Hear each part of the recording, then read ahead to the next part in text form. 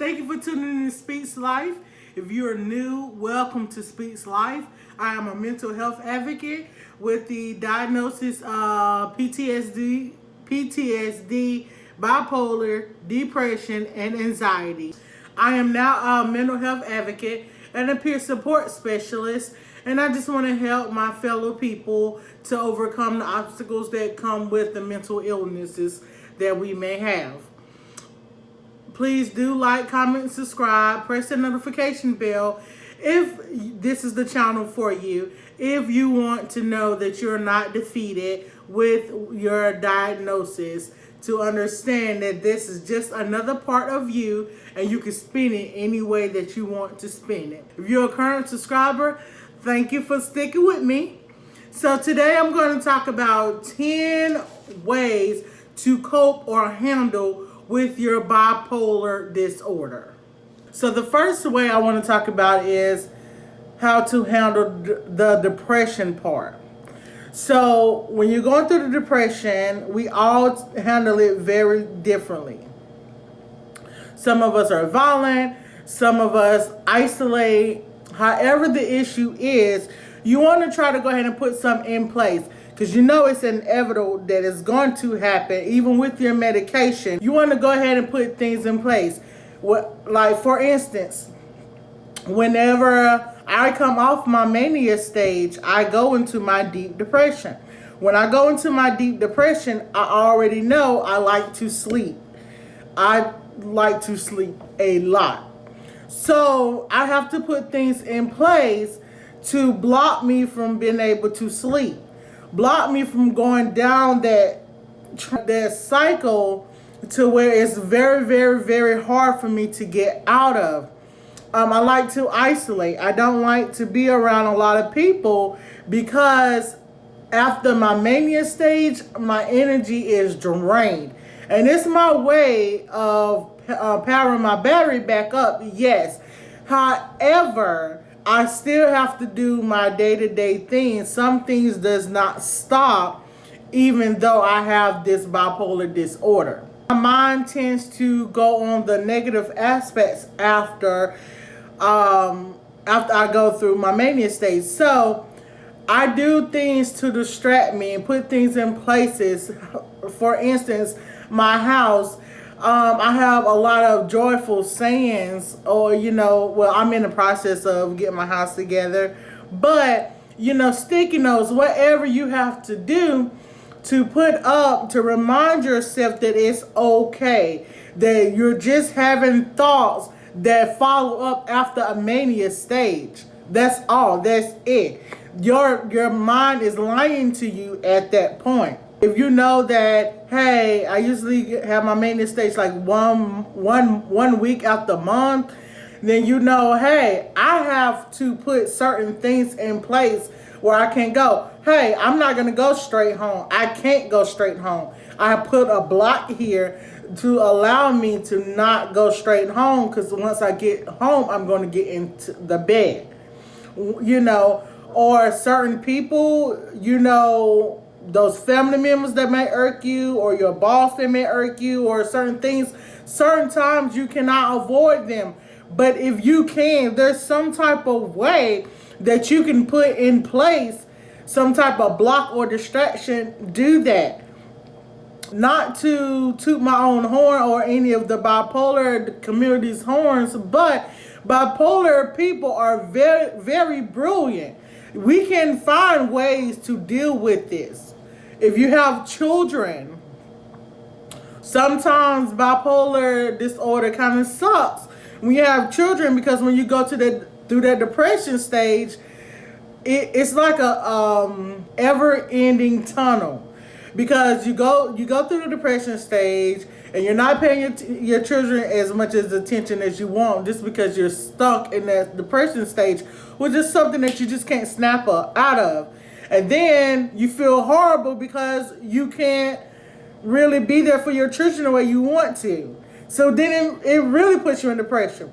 Well, at that point, I would say do things with your kids that you cannot get out of. Buy that ticket to that amusement park and schedule it around the date. Schedule that date around your depression date. So therefore, you can't get your money back. You got that same day. If you can get that, some amusement parks and events, they only come on a certain date. So it's like you going or you're not. So schedule on that certain date, and you know your kids, they're not gonna forget what you said. Especially if you tell them, hey, I bought this ticket for this. So although you're in that funk, you're really not gonna want to go. But you know you love your child. You got the, and you're trying to help yourself get out of depression.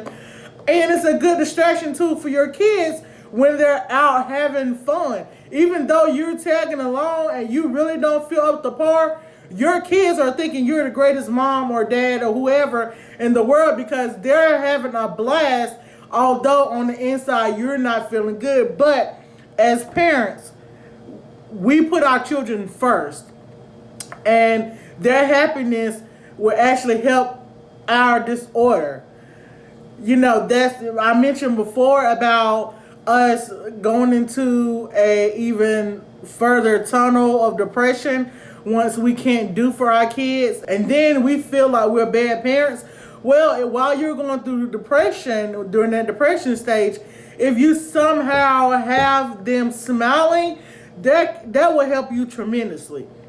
Even if you have a close family member, close friend that you say, hey, I pay for this ticket. If you have it like that, if they have a child, hey, I pay for this ticket, and I'll pay for your child's too. If you can take my child and your child out to this theme park.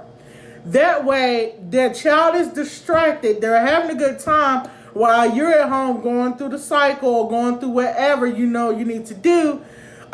Because going up and down is part of bipolar. We take our medicine, but some, you know, medicine don't completely take it away. So try to put these things in place so that way when it does come, you'll be able to handle it more efficiently than just taking the medicine and hoping for the best. Speaking of medicine, number 2 is take your medicine. And sometimes we feel like the medicine don't work. It's a tedious task, and we feel like it don't work, and sometimes the side effects, we feel like, or I feel like, it's not worth it. However, it's still recommended for you to take your medicine. If the medicine that you're taking is just not working for you, then try another medication. If you been through a whole lot of medications, such as I have, and you're just tired of taking medications, you're tired of trying everything, have different side effects, and different side effects may be affecting your job or not, try to take the medications on off days.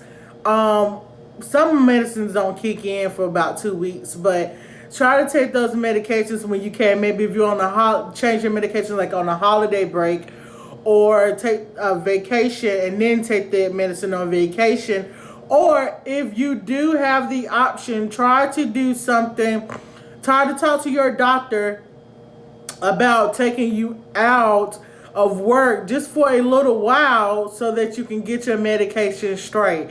But the whole point is to help you stop going from up and down, polar to polar. You're trying to get you in a nice, stable environment as a being, so that way those around you won't be as affected by your extreme actions, such as your children. I'm a real big advocate of how it affects children, just because I was once a child and I had to deal with certain things that now affects me, and I had to go to therapy for it.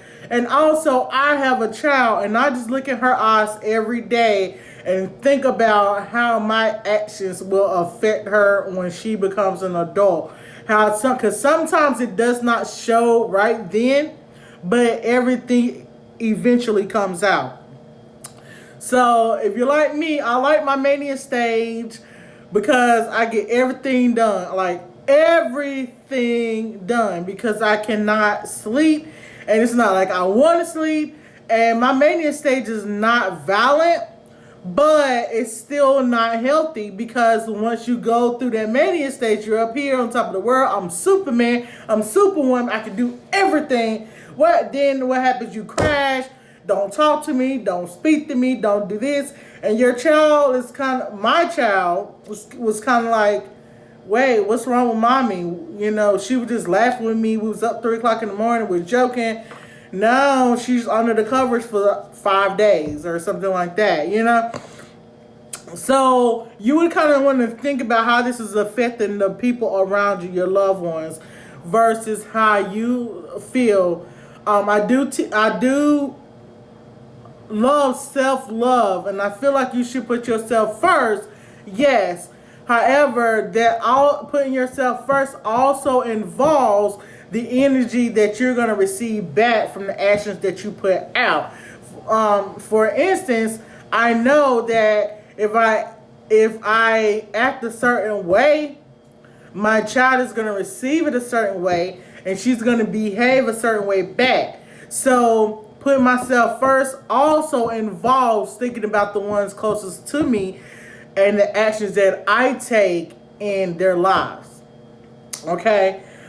The fourth one is therapy. Before my adulthood therapy, I wasn't a big advocate for therapy just because my childhood therapy sessions were way different from my adulthood therapy sessions. I'm sure there's reason to that. However, as a child, I didn't feel like my therapy sessions helped me. Technically, they weren't supposed to help me take any action, which I understand now. Because I was a child, it was just trying to get things out of me so that I can heal. However, in my adulthood, therapy has been a tremendous blessing to me. Simply because it allows me to look at my patterns. It allows me to understand my diagnosis and how to live a healthy life. It lets me know that I'm not defeated. You know, it's just not a, excuse my language, but a bitching session or a feeling sorry for you session. Therapy is the complete opposite. Therapy lets you know that you're responsible for all actions that you do commit. However, there are reasons and causes for these actions. Fix the causes, fix the inner work, and then the outside will change. So I'm a really big advocate for therapy. Just talking it through. You don't have to talk to a professional therapist. You can talk to your friends. And be careful with your loved ones. Even your mom, your dad, your sister, your ace boon coon. Be careful when it comes to talking to your loved ones, having therapy with them. And some of them may have the best intentions for you, but some of them may not hold you accountable.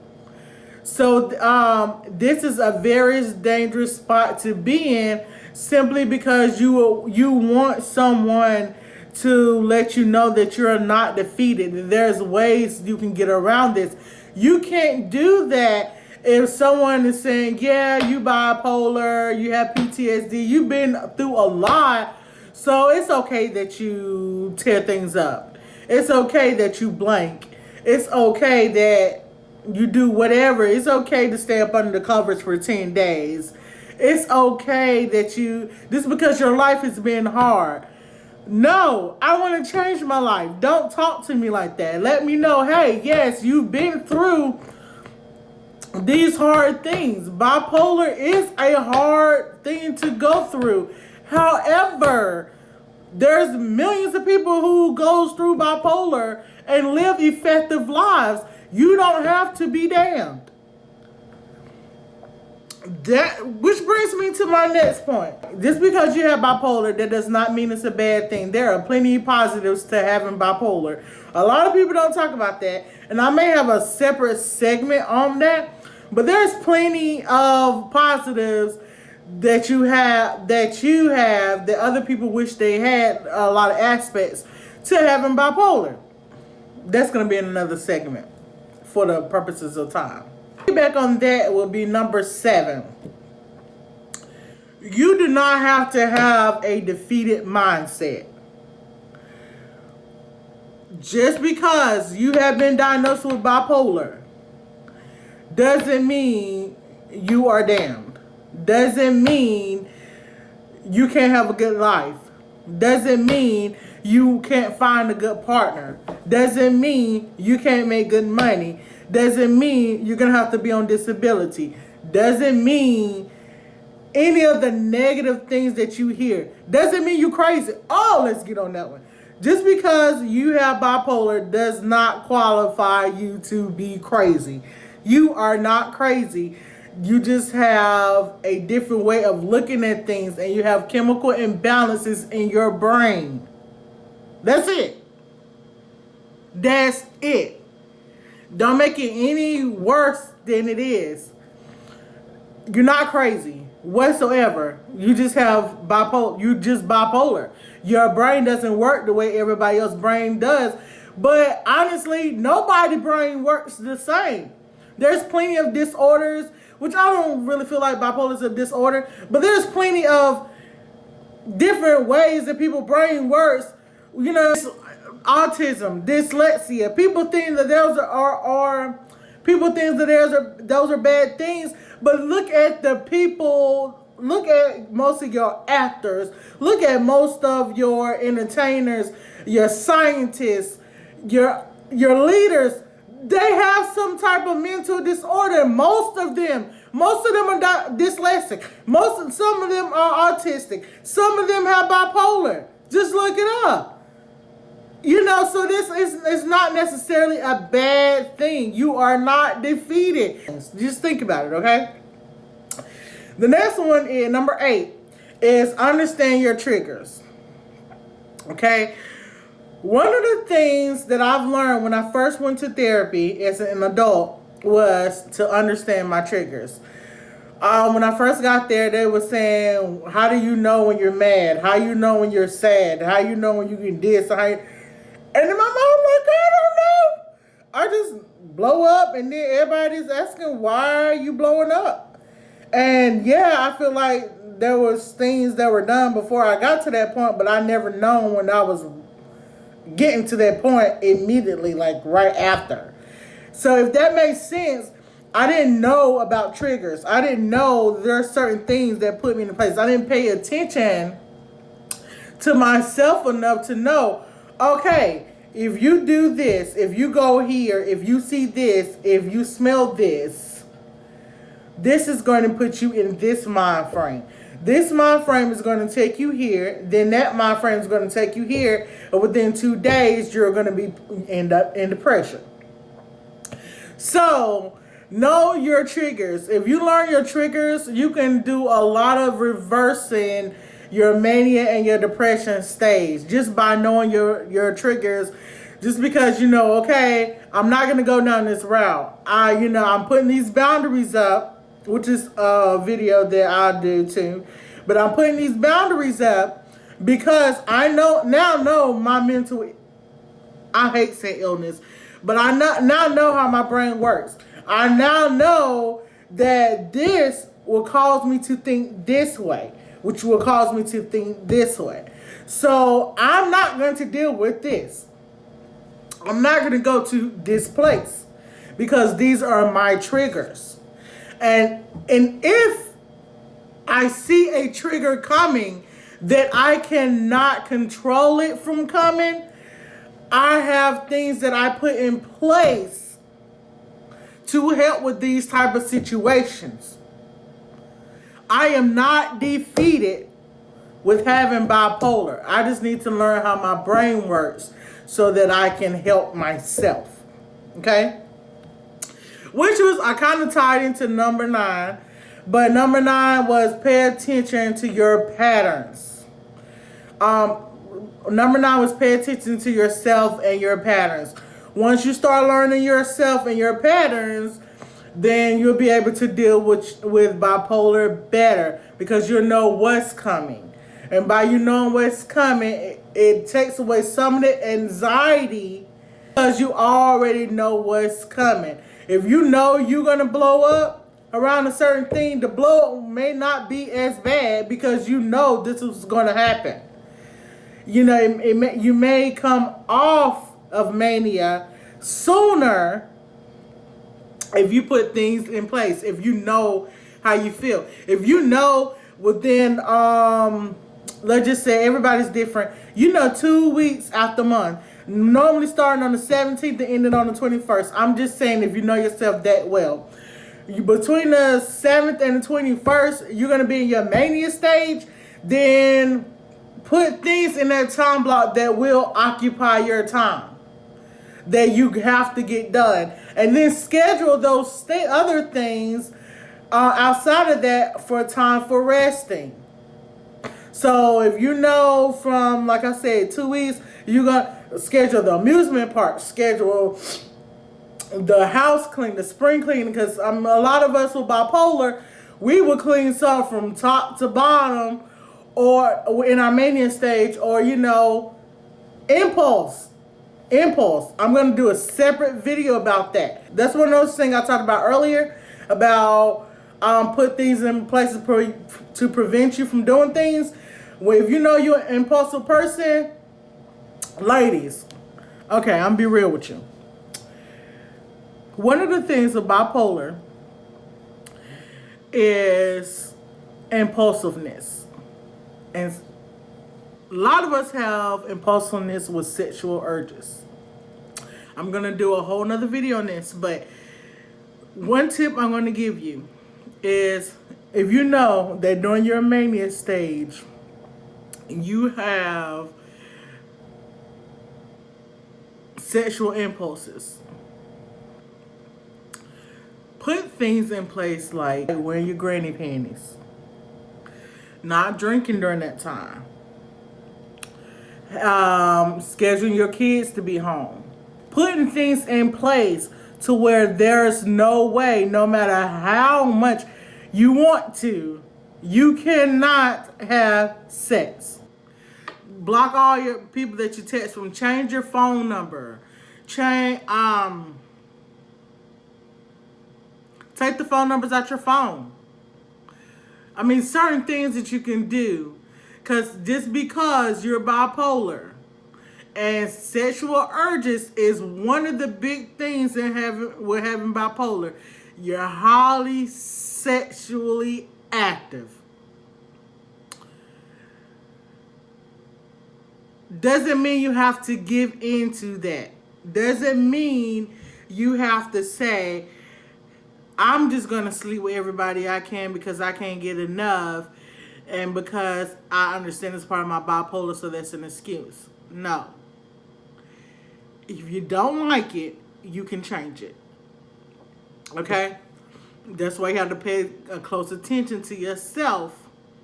And when you pay attention to yourself, you can put things in place to prevent your prevent you from acting a certain way. Number 10 is the last one. To piggyback on that sexual thing, masturbate. This is not a kid channel. Masturbate. So even if you masturbate till your fingers fall off, if it stops you from having another sexual partner, do so, because sexual diseases they're taking people out, 1. 2, that actually sets you off to go into a depression stage once you catch some type of STD. So we're trying to work with what we have here. So the best thing to do is, there's plenty of toys out there that you can have, the things you can do. If it's communicate your diagnosis to the people closest to you, but communicate in a manner of accountability. Communicate to them that, hey, I have bipolar. With bipolar, it comes with impulsiveness. It comes with mania. It comes with depression. So if I'm not acting myself, please do not take offense to me. This is my disorder. However, since I'm telling you about this disorder, I'm also going to tell you ways that you can help me to kind of level back out. For instance, I know that mania stage, I can talk up a storm. I mean, I like to talk anyway, but I just go. I just go. I don't know how to sit down. I'm just going. I'm just going. When I'm in a mania stage, it's just I just cannot sit still. So, therefore, I can blow somebody's phone up, or I can just like talk to them all day, And then when my depression hits, or my mania stage depletes a little bit, I'm not as communicative. I don't want to talk. I don't have a problem with anybody. I don't have any regrets. Nothing was done to me. I haven't changed my mind about anyone.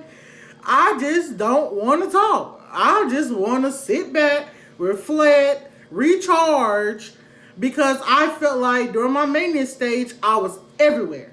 So now I just want to sit still. So I would tell that to my closest friends and say, if you don't hear from me, I'm okay. You don't have to call. You don't have to feel no type of way. If I was just all, if I was just all in your face and now I'm just chilling, that's just because I done came down off that mania stage. My depression stage following my mania stage has actually gotten better simply because of the therapy that I have been going through. I do know that I am not damned. So before, when I would go through my depression stage, it would be like, you would need to watch out for me. Make sure that I wouldn't commit suicide, or make sure that, I do feel love. I would need that outside love, outside validation, because I done came down. At that point, I feel like nobody loves me, nobody cares for me. Now that I've been through therapy and I've learned about self-validation, and I have been validating myself, and I've been kind of creating my own world, creating my own self-love, I don't necessarily need that as much.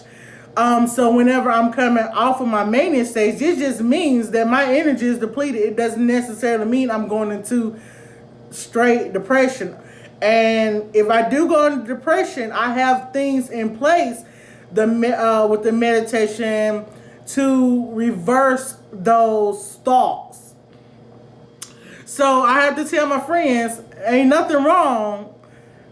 I'm just bipolar. So 1 minute, I might just be like, I'm here. I try not to neglect any of my friends at any time, but, I have to be honest with the people around me. Even my daughter, I have to let her know she's still in the adolescent stage, and most adults wouldn't talk to their children about this, but want to understand sometimes bipolar can be hereditary.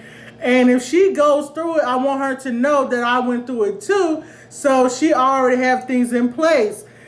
She already learned certain things, but also I want to let her know that I am human, so that she doesn't look at me as if I just completely neglect her and I don't love her. When I say, hey, I need my space. Hey, no, I don't want to cuddle today.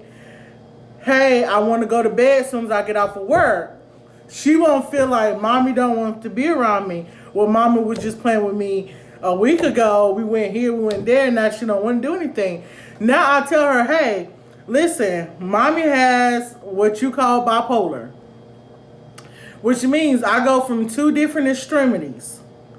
So I love you all the time, no matter what. I love you at every point in time.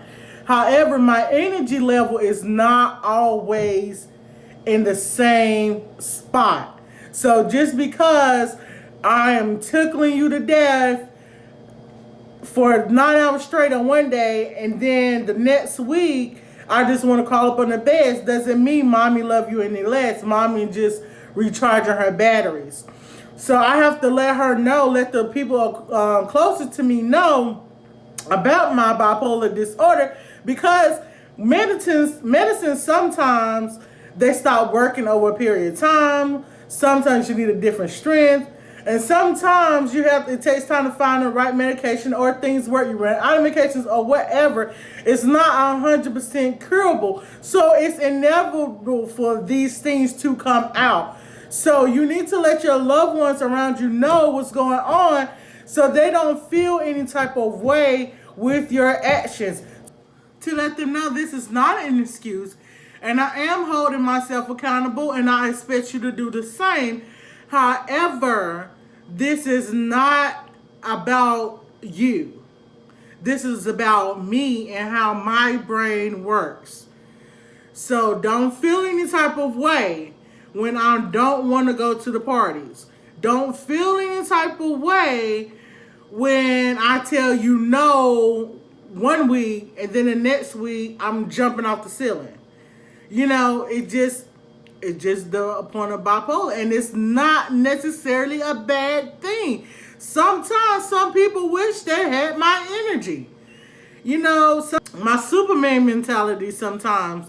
And I blame that to bipolar. I blame that to my extremities, to say, hey, you are Superman. You can't do this. You can't do everything. You know, and then, then the other part of bipolar try to come in and say, you ain't nothing. And I say, you a lie.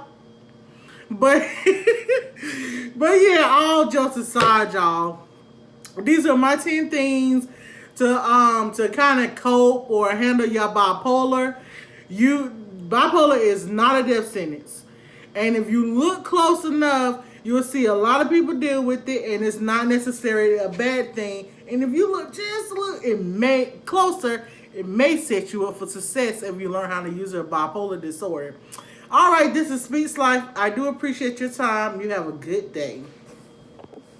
If you like anything in this video, please like. If you have any questions, or you just want to shout me out or something like that, please comment. And if you know anybody who may be suffering from bipolar, please share.